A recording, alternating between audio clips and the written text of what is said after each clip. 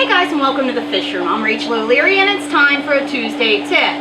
Now, without a doubt, the questions I get asked the most are about keeping shrimp. So I thought today I would talk about 3 of the most important things to consider when setting up a shrimp tank.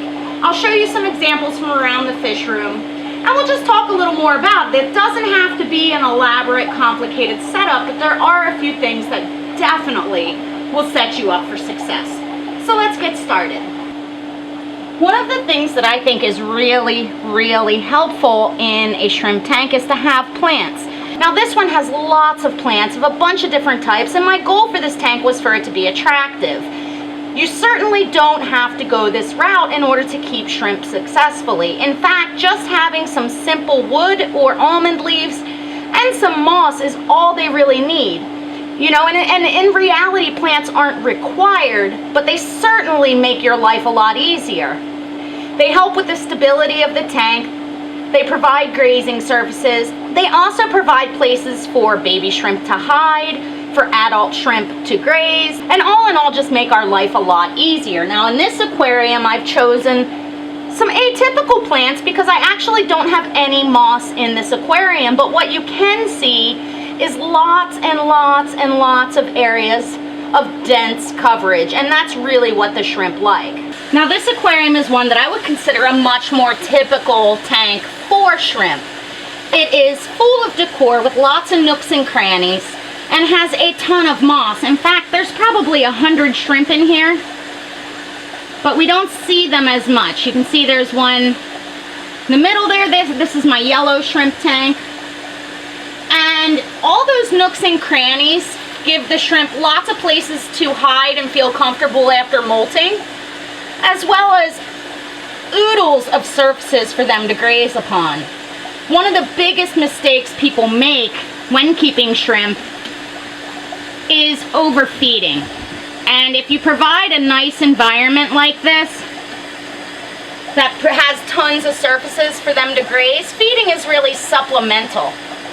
My second point to make about keeping shrimp is to keep it simple, stupid. The KISS method is really important. Understand your aquarium, understand what sort of water parameters you can provide, what temperature can you have, what is your source water like, are you going to be using RO or not, are you going to be using substrates that pull out hardness or not, and really keep things consistent. Shrimp have an exceptionally low bioload, but they are really intolerant to fluctuations in parameters.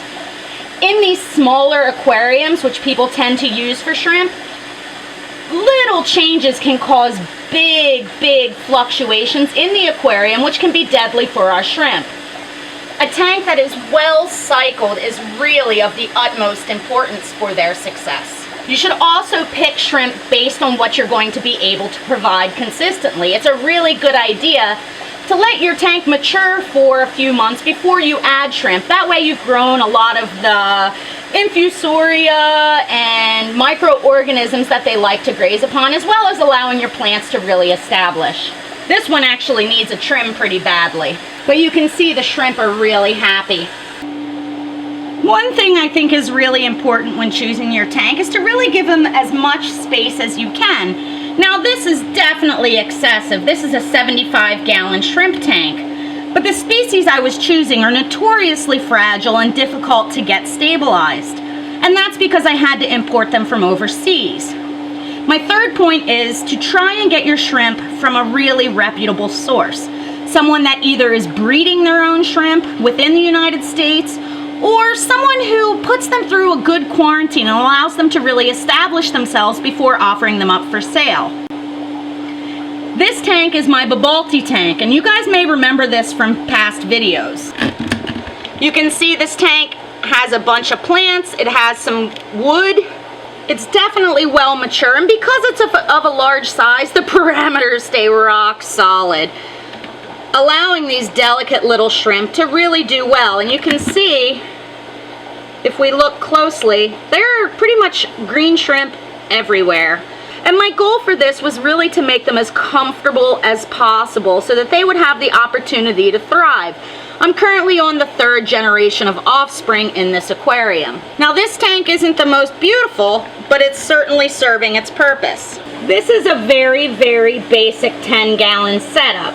I have some subwasser tang, which is similar to moss, an oversized sponge filter, and some other plants. It's certainly not fancy, but it does the trick. Again, keeping your tank stable, knowing your parameters, starting with good quality stock, and keeping things simple will really help you have success in the long term with your shrimp. Now this is an example of a 20 long breeding tank, and as you can see, it's exceptionally simple. There's an oversized sponge filter, a bunch of anubias for the shrimp to graze on and hide in, and it's really exceptionally simple. But as you can see, because it's kept consistent, the shrimp are really doing quite well. In fact, I breed hundreds and hundreds and hundreds of shrimp in this simple, unattractive aquarium. So this is another route you can go. I chose the biggest tank I could. I keep it very simple. I keep it very clean, and the shrimp breed like crazy. There are all sizes and all generations in this tank. So it only has to be as complicated or as decorative as you want.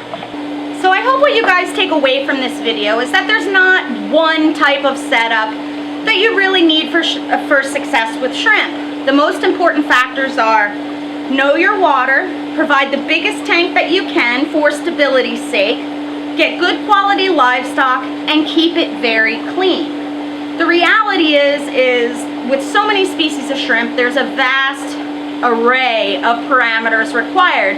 Doing your research first so that you can set things up and know what you can maintain will really help you in the long run with success.